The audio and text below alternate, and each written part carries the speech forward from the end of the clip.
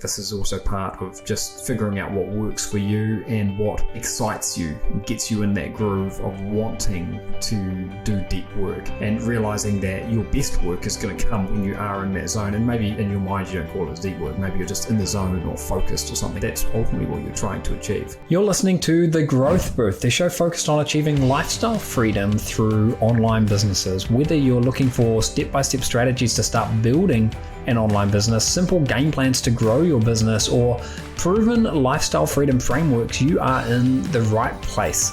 Stay tuned and be sure to join the thousands of listeners already in growth mode. Aidan, welcome back. Today I want to talk about deep work. Now, deep work is a concept that Cal Newport has written a very good book about, a book I've read a couple of times. And Cal is someone who has really captured this idea of being in the zone and working in a way where you get so much more done better than anyone else. And I've always been aware that there are times when I seem to get an unreasonable or uncommon, unusual amount of work done, an unusual amount of value created, an unusual amount of content or whatever it is that I'm working on done. And that happens when I'm in a state of deep work. It's really when I get my most creative work done. And I think about all the value and all the content that I create or that you create. Probably if you apply the 80-20 rule to that, you'll find that 80% of the best content that you can create comes from 20% of the time that you spend actually creating it. And chances are that 20% of the time that creates 80% of the value is when you are more likely to be in the state of deep work. Now, deep work is a task, or it's a state of mind that requires your full attention. It's not something that you can just kind of, you can't be multitasking and doing deep work at the same time. They're kind of the opposite of one another.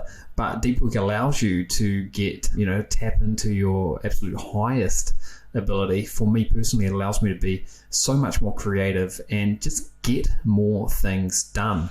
Oftentimes, being busy is a trap that people can fall into, and I feel like it's easy to fill up your day doing things that keep you busy, which may not be moving you or your business or your life forward in a productive manner. And in the book, Cal Newport refers to this as shallow work. Shallow work is the kind of work that you can do when you're distracted. So you could be in conversation with someone and doing something else at the same time, or you could be watching your kids play soccer or something, and at the same time you could be doing something on your phone. That's shallow work, and it's the kind of work that doesn't normally have very meaningful results, which is why it's called shallow work, and which is why people are able to do it while they're multitasking, but it's still dilution of your energy. So in this episode today, I want to talk about some of the characteristics of deep work, give you some ideas about how you can perhaps get in the zone, if you like, to really pump out your best quality content or effort or whatever that may be, and hopefully leave you with some ideas about, like I say, how you can bring this into your own life. So a big part of this is deliberate practice. Deliberate practice is really the key to accomplishing deep work. It won't necessarily come naturally, and I think a lot of people struggle to maintain a state of deep work over a longer period of time. But if it's something that you are conscious of and you focus on sort of practicing, then over time you're going to find that the skills that you develop through practicing it will allow you to get into that state of maximum productivity, maximum creativity, this deep work state more regularly. I think the very first rule of this is that multitasking is the enemy here. Multitasking inevitably will lower your performance because it means that your brain power is essentially diluted. So if you've got all of your brain power working on just one thing at a time, then of course you're going to get better results than if you're dividing it up across multiple things, at the same time. The price that you pay for distraction is not just in the moment. If you're distracted from deep work, it could take you 15 minutes to get back into that productive state. So multitasking is a huge distraction and can kill any chance of being in deep work, and ultimately lead you to working in creating something that is probably much lower quality than you could do and most likely mediocre. I think some people find it hard to get into a state of deep work, and part of that is because there are so many distractions out there. You could have social media buzzing at you, you could have your phone beeping at you, you could have someone else demanding something of you, and it's probably easier for someone who works for themselves, who is in control of their own day, to be able to find and get into that deep work state than it is for someone who's working in an office, just because of all of the environmental distractions that might come your way if you are working in an office. That's not to say that you can't get into that state. It's just obviously if you are on your own, you're probably more likely to be able to get in the zone and get some of your best work done more easily, or you're able to control your surroundings a lot more easily and avoid falling into this shallow work trap that we talk about. Oftentimes, the easier the work is, the less valuable it is. That's not to say that if something comes easy to you, it's not going to be valuable. It doesn't always happen like that, but oftentimes the easiest tasks, the ones that can sort of fill up your day, are things that you do to make yourself feel busy. They don't require much time, they don't require much energy. You can do them on shallow work, but they're not normally the things that result in the very best outcomes. There have been lots of studies that have been done to show that deep work is correlated with happiness. Deep work is correlated with having a good life, and being able to manage your attention is a really, really important skill in achieving the things that you want to achieve, and most of all, achieving happiness. So there's all kinds of reasons why I think that go beyond just business growth and personal growth, why it makes sense to at least be aware of deep work. Now, a few tips. I think it really helps if you can get into or sort of build or develop a deep work routine. So if you've got a routine, then that's going to help you not just maintain a state of deep work, but get into that state of deep work a lot more regularly and more easily. So an environment that works for you is something that you want to essentially develop here. And there's different environments for everyone, and it doesn't have to be, a quiet place where you're on your own. In fact, quite the opposite. Sometimes I get into a state of deep work when I take my laptop into a coffee shop and I put my headphones on, and I might have my favorite music going in the background, and that's sort of just, trickling into my mind there as I'm working away, but I'm still in the state of deep work. Some of the very best deep work I think I've ever done has been on long-haul flights, and I've always used this as a good way to justify traveling in business class, because I've got so much more space and comfort, and I'm able to get my computer out and do some work. The beauty of business class, at least up until now, has been that in many cases you just don't have internet. So one of the biggest distractions is completely eliminated. Now, I know that's changing, and I know that most of the time you can get internet when you fly now, but especially on long haul. But even a few years ago, it wasn't that way. So being on my own, headphones on, sitting in an airplane has always been a place where I've been able to be in a really good state of deep work. So there's a lot to be said for the environment, but even more than the environment, the way, sort of the triggers that you build up in your mind. If I need to get into my best state of deep work, it might mean that I go away and work in a different city for the day. Maybe I'll, travel an hour, get to another city, or maybe I'll, just do something completely different, work from a different place that can really shake things up and allow me to sort of hit that reset button and get into that deep work and overcome a lot of the distractions. There are other ways that you can get into a state of deep work. I mean, you don't have to go somewhere special or anything like that. But talking about building up habits and rituals that allow you to get into that deep work state, I've got a few suggestions which we've taken from the book, Deep Work. So one of them is to try to get into that meditative state. And I'm someone that I normally try to do a quick meditation every single morning of around about 10 minutes. And one of the reasons I do that is because I find it allows me to reset myself and bring into focus what I want to get done. And it always results in me getting better results. So that's almost like a monastic, like a monk-like sort of philosophy there. Get away from distractions and just work on the focus. Now, another way to do it, if that's not something that works for you, is to think about sort of like a bimodal approach. And this is where you might have 1 hour where you are removing all of your distractions and you're working hard to get into a deep work state, followed by an hour or a couple of hours where you're quite willing for distractions to come in. So an example of this might be working from 8 a.m. until 9 a.m., really trying hard to get into that deep work state.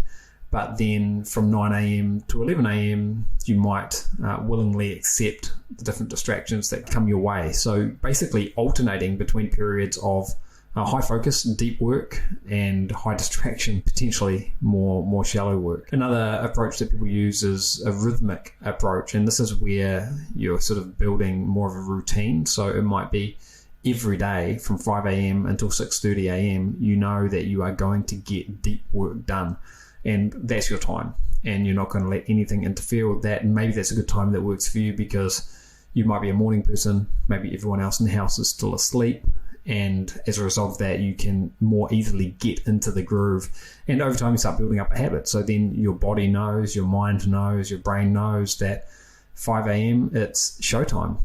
You can easily sort of fall back into that state of deep work. So again, different things work better for different people, but I think you can go training your brain to sort of work in that state of maximum capacity is a good way to approach it, and this is one of the things that I use. Another approach that works for very busy people is almost like a journalistic approach, whereby maybe you've got a busy day, maybe you've got kids that are likely to interrupt you all day if you're working from home, or maybe you're working in a very busy office and people will regularly sort of interrupt you. And in that kind of a situation, it's sometimes useful to try to deliberately leverage the small windows of opportunity that you have to put yourself in a state of deep work. So let's say you're working in an office, lots of people around you, constant distraction, but you know that from 10 a.m. till 11 a.m. there's a window where you're not going to be called on for any meetings or anything like that. What if you could just go down to a coffee shop, put your headphones on and get into that state? Or what if there was a meeting room that you could just slip into where you know that no one would bother you? Or maybe your kids are going out to football practice and you know you're going to have a 1 hour window. In fact, as I film this podcast right now, I am in a window because my kids are at preschool. So leveraging those kinds of windows, that's sort of like a journalistic philosophy. And again, it really helps to do that if you're able to sort of switch on and switch off this deep work philosophy. No matter which approach you follow, it helps to build a routine, to build habits and a plan. So think to yourself, where will you get your deep work done? Is there an environment that works best for you? Will there be someone knocking on the door? Will there be a kid interrupting you, or a partner, or a colleague, or what will it be? How long can you do deep work for? When will you need a break? Will you turn off your phone to completely eliminate distractions? What are you going to do there? And I think everyone is different, so it's just a case of being aware of what deep work is all about and then figuring out what works best for you. Couple of examples that you may have heard of. J.K. Rowling stayed in a hotel to finish the last Harry Potter book. Bill Gates is another that has been known for going into a remote cabin, just to read and focus. I think he does that every single month. It's easy for them to show the benefits of that because they've had these amazing projects that the whole world is aware of. But they've found what works for them and they double down on it. What is your thing? I've made a couple of examples of mine. I change my environment. I go and work in a coffee shop, or sometimes something I've been doing lately is hiking. And it's not always about sitting down and actually working. Sometimes it's about thinking. And one of the things that Cal Newport talks about in his book is, I think he calls it productive meditation, where you are actively doing something. It could be driving a car, but instead of having the radio going or listening to a podcast show or your favorite music or something, you are just thinking about a problem or a situation, consciously trying to advance it. Okay, so you can do that if you're hiking, or if you're walking to the supermarket, or if you're driving your car and still sort of feel like you're getting something done.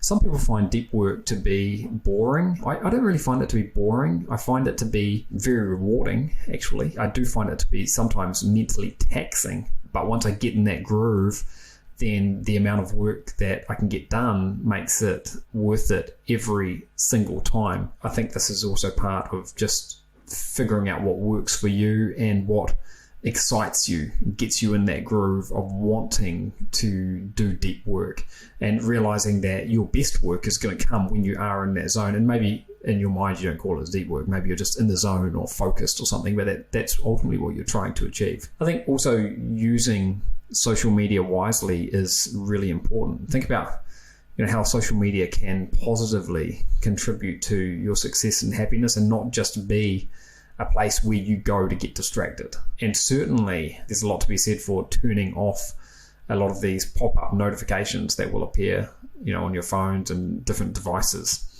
I think also scheduling your day to know your limits. I think most people would struggle with more than 4 hours of deep work in a single day. That's a lot of energy and focus. And to start with, even just 1 hour could be a game changer for you. Getting 1 hour of deep work where you're focused on something that's going to move the ball forward is much better, so much more valuable than 8 hours of just feeling busy and making yourself sort of feel productive. So a few final thoughts and things for you to ponder here. Can you apply the 80-20 rule to deep work? Can you apply the 80-20 rule to put yourself in a position where you are more regularly able to get in that zone and focus? Is there a time of day where you get better work done? Some people are morning people, some people are evening people. Is there a situation that you can be in which you can almost sort of schedule into your life to get more of, because you know how valuable that is? And in addition to that, can you train yourself to be in that zone, in that state of focus for longer periods of time? This isn't something that's going to just happen. It's something you need to consciously work on. And what's your number one distraction that sort of pulls you out of that state of high productivity, of high creativity, of focus? If you can figure out what your top couple of distractions are and eliminate them, then obviously you're going to be putting yourself in a position where you can get so much more of that deep, meaningful work done. And finally, in my own personal situation, I always find it so much more difficult to get into the state of deep work when I'm feeling burnt out. So when I've got too many open loops in my life, too many unfinished projects, too many different projects that I'm working on at the same time, that gives me this sense of burnout, because I feel like I'm being pulled in 100 different ways. And I think this is one of the reasons why, for me personally, I always do much better when I'm focused on just a couple of different projects as opposed to jumping all over the show. And if I'm just focused on one project, then even better. So for me, it's important to steer clear of burnout, to stay away from, this shallow trap. And I think a little bit of shallow work is absolutely fine and even healthy, but I definitely want to make sure that I'm getting a few hours of that deep, productive work in my life every single day. And it doesn't have to be related to online business. It could be related to absolutely anything or any project. And I always notice that the results of doing that are positive. So look, we're going to wrap this episode up now. Hopefully you've got some good thoughts about that. And I think, go away and think about it and just see how you can work more of this into your life. And if nothing else, just be aware and conscious of the fact that that working is not created equal. 8 hours a day of you working away at something are not going to be created equal. There are going to be pockets of time when you are hyper productive, hyper creative, and that's a state that you want to foster and encourage. That's all for today. I will see you on the next episode. Thanks for listening.